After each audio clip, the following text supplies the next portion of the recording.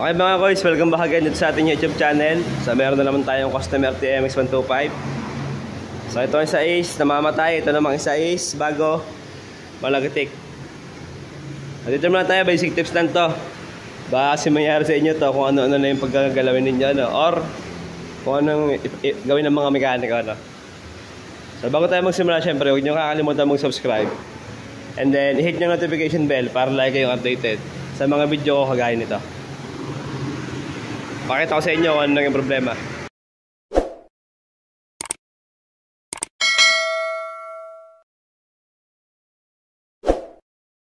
Okay mga guys, ito na yung ating gagawin na TMX. So ito is minsan mahirap buhayin, namamatay.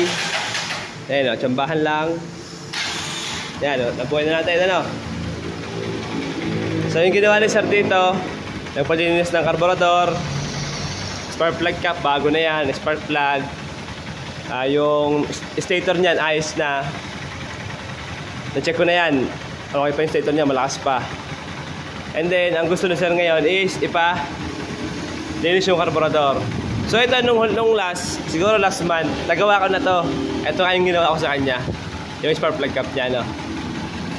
So, pag po ganyan na motor nyo namamatay, mga basic lang po muna tingnan nyo, no? So, una, flow ng gasolina.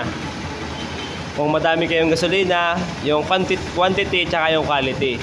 So baka may tubig, baka madumi. So pag okay na yon, check, isa na yon sa ating diagnosis, okay na yung gas. Compression. Sa compression naman, basta yung kicker matigas siya isipa, meron siyang ganit, okay yung compression yan, sigurado yan. Hindi nyo na kailangan buksan ng makina. And then yung last, yun yung kuryente. So pag tayo mag-check ng kuryente, spark test muna tayo, Siyempre, kukuha tayo ng bagong spark plug. Ilagay nyo dito sa spark plug cap. Huwag nyong tatanggalin yung lumang spark plug pag mag-spark test kayo, para ma-check nyo kung may lumalabas na kuryente. So ito, basic lang, tinan nyo. Pansilin nyo yung yan, spark plug cap nya. Ito yung kinabit ko na nakaraan. Ito nyo. I-revolution natin. Ayan o. Yun. Yun. Ayan o. Naglilik yung kuryente. Ayan o. Tumatapon doon sa may cylinder head. Kaya pag binigla nyo, yun, namamatay. So ito, binibili ko na lang spark plug cap si boss para mapalitan na namin ng bago yung original. O kaya naman, kung hindi po original yung may kabit ninyo, basta yung kaparehas na spark plug cap, yung angle niya kaparehas na kaparehas. Kasi pag ganito, medyo nabeben, tapos dumidikit po dun sa cylinder head natin, which is ito po yung ground, yung cylinder head naka-ground po yan, naka-body ground. So kailangan hindi po siya nagdilik na ganito, Ayun, namatay. Try ulit natin. Pahirap na siya. Ayun. Mapapansin nyo yung tunog niya. Parang siyang may kitik-kitik-kitik-kitik, gumagano siya. Ayan o. Kita naman siguro sa video, kita sa video yung kuryente.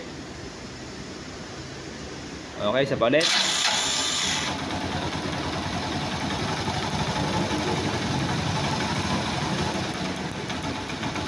Hindi siya kita pag may flash. Ayan, walang flash. Yun. Baka ito maranasan din ng mga TMX nyo. Ito lang muna check nyo, basic lang. Huwag agad kayo magpapabattery operated, magpa-part ng stator. Dito muna sa mga basic, Okay, mamaya mapalitan natin ito ng bago. Sana makakuha si Sir nung original or kaparehas na kaparehas ng spark plug cap niya. Tapos testingin natin mamaya. Okay na nakadali ng pag na spark plug cap. Ayan Okay, wala na siyang leak. Spark plug cap lang.